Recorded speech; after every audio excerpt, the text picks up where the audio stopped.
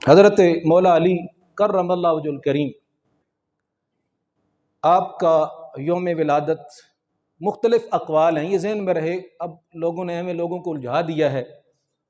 تذکرہ کرنا ہے کسی بھی ہستی کا تو ضروری نہیں ہے کہ دن مقرر ہو، کسی بھی دن کیا جا سکتا ہے، لیکن ایام آتے ہیں لوگ تذکرہ کرتے ہیں۔ مختلف اقوال ہیں بڑے بڑے، کیونکہ اصل میں آل عرب کے ہاں ولادت کو لکھ لینا، اس کو جو ہے وہ محفوظ کر لینے کا رواج نہیں تھا، تو اس لیے مختلف اقوال ملتے ہیں۔ 13 رجب کا بھی ملتا ہے، 23 کا بھی ملتا ہے، اس کے علاوہ بھی اقوال ہیں، تو اس لیے اس بات میں پڑھنا ہی نہیں ہے ہمیں، بس ذکر کرنا ہے اللہ کے نیک بندوں کا۔ تو میں سوچ رہا تھا کہ اب وہ بھی ذکر کرنا ہے، حدیث پاک بھی پڑھنی ہے۔ اللہ کا فضل ہے کہ حدیث پاک بھی آپ کے موضوع سے متعلق آ گئی، اس حدیث کے اندر آپ کا ہی ذکر ہے، جو آج ہم ترتیب کے ساتھ حدیث پڑھ رہے ہیں، آپ کا ہی ذکر خیر ہے۔ ان ابی ہریرہ رضی اللہ تعالیٰ عنہ، ہم حدیث پڑھ رہے ہیں نیکی میں سبقت کرنا، آگے بڑھنا۔ حضرت ابو ہریرہ رضی اللہ تعالیٰ عنہ سے روایت ہے، ان رسول اللہ صلی اللہ علیہ وسلم قال یوم خیبر، بے شک رسول اللہ صلی اللہ تعالیٰ علیہ وآلہ وسلم نے خیبر والے دن فرمایا، لأعطین هذه الرأیۃ رجلا یحب اللہ ورسولہ۔ اس سے پہلے صحابہ کرام علیہ رضوان کے لشکر گئے، مختلف صحابہ کرام علیہ رضوان کی سپہ سالاری میں، لیکن وہ کامیاب نہ ہوئی۔ خیبر کا قلعہ بہت بڑا قلعہ تھا اور یہودیوں کی بہت بڑی پناہ گاہ تھی۔ میں تفصیل میں نہیں جاتا ہوں کہ یہ جنگ کیوں ہوئی ہے، پھر یہ بات لمبی ہو جائے گی، تو لیکن کوئی بھی لشکر کامیاب نہ ہو سکا، کیونکہ رب کی طرف سے کامیابی کسی اور کے ہاتھ میں تھی۔ تو اس لیے نبی کریم علیہ السلام نے پھر بعد میں اللہ نے حضور کو علوم غیبیہ عطا کیے ہیں، تو حضور نے فرمایا لأعطین هذه الرأیۃ، البتہ ضرور عطا کروں گا میں یہ جھنڈا ایسے شخص کو یحب اللہ ورسولہ، کہ وہ اللہ اور اس کے رسول سے محبت کرتا ہے۔ تو حضور نے حضرت مولا علی کو سند عطا فرمائی کہ علی وہ ہیں جو اللہ سے بھی محبت کرتے ہیں، رسول سے بھی محبت کرتے ہیں، باقی بھی کرتے ہیں، ذکر حضرت علی کا ہو رہا ہے۔ یفتح اللہ علی یدیہ، اور دوسری حضور نے خبر یہ دی کہ اللہ تعالیٰ ان کے ہاتھ پر، اس شخص کے ہاتھ پر فتح عطا فرمائے گا۔ فتح ابھی ہوئی نہیں ہے، آقا علیہ السلام پہلے فتح کی خبر دے رہے ہیں۔ قال عمر رضی اللہ تعالیٰ عنہ، حضرت فاروق اعظم، اب یہ صحابہ کا جذبہ ہے نیکی میں آگے بڑھنے کا۔ حضرت فاروق اعظم رضی اللہ تعالیٰ عنہ کہتے ہیں، ما احببت الامارۃ الا یومئذ، فرماتے ہیں اس سے پہلے میں نے کبھی سرداری کا، سپہ سالاری کو پسند نہیں کیا، چاہا نہیں کہ مجھے یہ چیز ملے، میں سربراہ بنایا جاؤں لشکر کا، میں سپہ سالار بنایا جاؤں۔ آج کا دن ایسا تھا کہ میں نے بھی یہ چاہا کہ کل جھنڈا مجھے دیا جائے، کیونکہ حضور نے جو کہا کہ یہ ایسا شخص ہے کہ اللہ اور اس کے رسول سے محبت کرتا ہے، یہ بہت بڑی سند ہے حضور کی بارگاہ سے۔ قال فتصاورت لها رجاء ان ادعی لها، فاروق اعظم رضی اللہ تعالیٰ عنہ فرماتے ہیں تو میں نے یہ امید کرتے ہوئے گردن کو بلند کیا کہ مجھے اس کے لیے بلایا جائے، یعنی میں نے خواہش کی اور میں اس خواہش میں تھا کہ ہو سکتا ہے میرا نام آ جائے،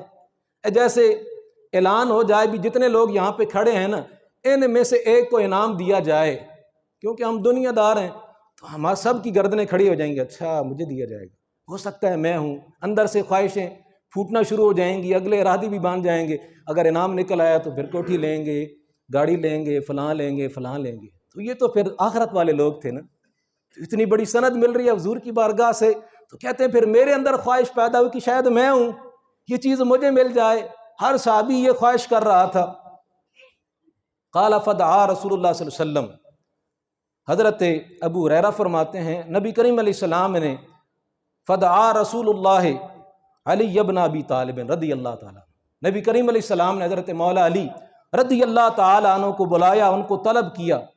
تو وہ پھر لمبی بات ہے، یہاں پر اس کا ذکر نہیں ہے کہ آپ کو اشوب چشم کا مسئلہ تھا اور آپ موجود نہیں تھے، حضور نے کہا ان کو بلا کے لاؤ، کیونکہ اللہ کی بارگاہ سے فتح کا جھنڈا ان کو عطا کیا جانا تھا، اس لیے کہا ان کو بلا کر لائیں۔ نبی کریم علیہ السلام نے اپنا لعاب دہن ان کی آنکھوں میں ڈالا، آنکھیں ٹھیک ہو گئیں، حضور کی بارگاہ سے شفائیں ملتی ہیں۔ وقال فآتاہ ایاہ، حضرت مولا علی کو نبی کریم علیہ السلام نے جھنڈا عطا فرمایا، اور عطا فرماتی فرمایا امشے وَلَا تَلْتَفِتْ حَتَّى يَفْتَحَ اللَّهُ عَلَيْكَ، نبی کریم علیہ السلام نے فرمایا جھنڈا ادھر ادھر دے کے بغیر چل پڑو، ادھر ادھر نہیں دیکھنا، سیدھے جانا ہے۔ فَصَارَ عَلِيٌّ شَيْئًا ثُمَّ وَقَفَ وَلَمْ يَلْتَفِتْ، جب نبی کریم علیہ السلام نے یہ ارشاد فرمایا یہاں تک کہ ادھر ادھر دیکھ کے بغیر چل پڑو، یہاں تک کہ اللہ تمہیں فتح عطا فرما دے۔ حضرت مولا علی کرم اللہ وجہ الکریم چند قدم چل کر رک گئے اور ادھر ادھر دیکھ کے بغیر بلند آواز میں عرض کی، یا رسول اللہ علی ماذا اقاتل الناس، اے اللہ کے نبی میں لوگوں سے کس بنیاد پر جہاد کروں؟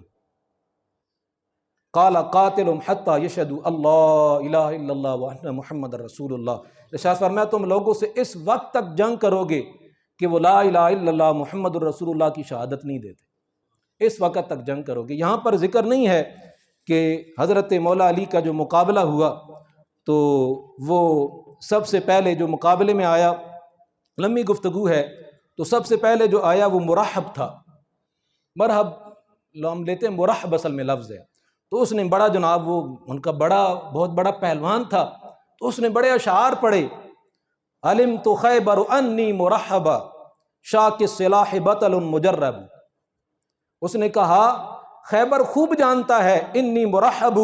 کہ میں مرحب ہوں، میں بڑی شے ہوں، شاک السلاح بطل مجرب،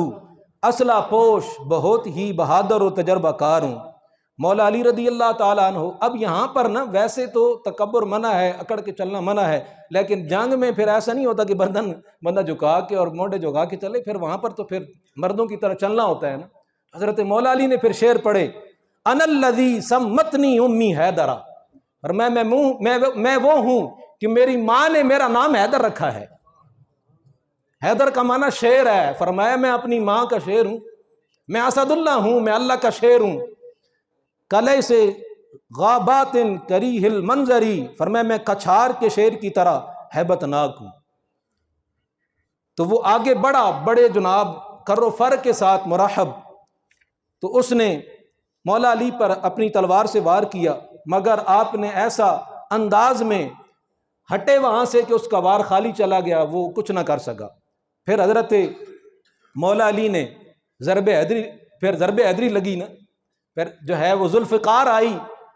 ذوالفقار کا وار آیا، آپ نے ایسی اس کو ایک ضرب ماری کہ اس کے سر کو کاٹتی ہوئی دانتوں تک اتر آئی، اور ایک روایت میں ہے کہ اس کے 2 ٹکڑے کر دیے۔ خود پہنا ہوا تھا، وہ خود کہتے ہیں لوہے کی ٹوپی کو، وہ ٹوپی کو چیرتا ہوا جسم کو چیرتے اس کے 2 ٹکڑے کر دیے۔ بھیجنے والے جو حضور تھے اور پھر جو ہے وہ مارنے والے کون تھے؟ حضرت مولا علی تھے۔ تو پھر ہر علی کا مالا ہوا اٹھ نہیں سکتا ہے، جس کو مار علی کی پڑتی ہے وہ اٹھ نہیں سکتا۔ وَإِذَا فَعَلُوا ذَلِكَ فَقَدْ مَنَعُوا مِنْكَ دِمَاءَهُمْ وَأَمْوَالَهُمْ دِمَاءَهُمْ وَأَمْوَالَهُمْ إِلَّا بِحَقِّهَا حِسَابٌ عَلَى اللَّهِ، فرمایا حضور علیہ السلام نے جب وہ اس بات کی شہادت دے دیں اللہ کے ایک ہونے کی، محمد صلی اللہ علیہ وسلم کے نبی ہونے کی، تو انہوں نے اپنی جانوں اور مالوں کو محفوظ کر لیا ہے، مگر یہ کہ ان پر کسی کا حق ہو، ان کا حساب اللہ تعالیٰ کے ذمہ ہے۔ تو یہ حضرت علی کی شان بھی ہے، حدیث پاک بھی کہ کیسے نیکیوں کے اندر سبقت کی جائے۔ حضرت مولا علی کی کیا بات ہے، آپ کی ہر نسبت ہی اعلیٰ اور عرفہ ہے۔ آپ کی زوجہ سیدہ خاتون جنت ہیں، آپ کے دونوں بیٹے جنتی نوجوانوں کے سردار ہیں، اور حضور نے فرمایا علی میرا بھائی ہے، اور آپ مومنوں کے مولا ہیں، من کنت مولا فہذا علی، حضور نے فرمایا جس کا میں مولا اس کا علی مولا، جس کا میں آقا اس کا علی آقا۔ اور حضور علیہ السلام نے فرمایا حضرت علی کی جو محبت ہے یہ ایمان ہے۔ حضور نے فرمایا کہ مومن کے دل میں علی کا بغض نہیں ہو سکتا اور منافق کے دل میں علی کی محبت نہیں ہو سکتی۔ یہ ذہن میں رکھنا ہے، آج کل بڑے فتنوں کا دور ہے، سارے صحابہ سے محبت کرنی ہے، حضرت علی سے بھی محبت کرنی ہے۔ آل بیت سے محبت کا مطلب یہ نہیں ہے کہ صحابہ کی توہین کی جائے، اور صحابہ سے محبت کا مطلب یہ نہیں ہے آل بیت کی توہین کی جائے۔ یہ ساری حضور کی نسبتیں ہیں، ہر ایک کا احترام کرتی ہوئی جنت کے اندر جانا ہے۔ کسی ایک سے بغض رکھیں گے تو پھر جنت آپ کے نصیب میں نہیں ہے۔ کیوں؟ آقا علیہ السلام کی نسبت کا پاس اور لحاظ یہ ہمارے لیے ضروری ہے، اور آقا علیہ السلام دونوں کے حوالے سے ٹائم کم ہے، وصیتیں کر کے گئے ہیں کہ صحابہ کا بھی ادب و احترام کرنا ہے اور میری آل بیت کا بھی احترام کرنا ہے۔ پھر درجے اپنے اپنے ہیں، ان کے درجوں کے اندر رکھتے ہوئے ان کا احترام کریں، تولنا وولنا چھوڑیں، اور جو ہے وہ باتیں کرنا کہ صحابہ کے حوالے سے کہیں، تو ہم کون ہوتے ہیں فیصلے کرنے والے؟ فیصلہ اللہ قیامت کے دن کرے گا، اور مشاجرات صحابہ میں جو پڑ گیا اس نے اپنا ایمان ضائع کیا ہے۔ جو صحابہ کے آپس میں اختلافات ہوئی اس کے اندر جو پڑا، تاریخ شاہد ہے کہ اس نے جو ہے وہ اپنے آپ کو بدبخت کیا ہے۔ اللہ رب العالمین ہمیں صحابہ کرام، آل بیت اطہار اور حضور کی ہر نسبت کا ادب و احترام نصیب فرمائے۔